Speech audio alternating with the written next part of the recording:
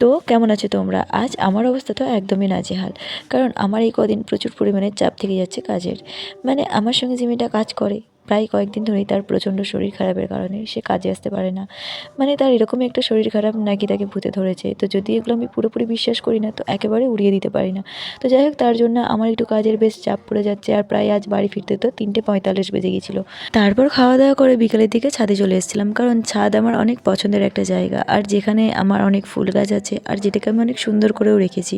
তো যাই হোক, আমি সেইখানে এসে নিজের মতন একটু টাইম কাটাচ্ছিলাম। তো এইভাবে আমার কয়েকদিন বেশ কাজের চাপের কারণে অনেকটাই নিজের শরীরটা খুব ক্লান্ত লাগছিল। তো তবু এখানে এলে আমার যেহেতু একটু মনটা ভালো হয়ে যায়।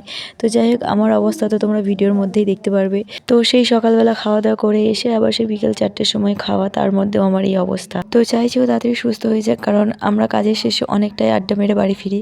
তো আজকের বেশি কথা বলছি না, দেখা হচ্ছে পরের ভিডিওতে। আজকের মতো চলে, ততক্ষণ টাটা।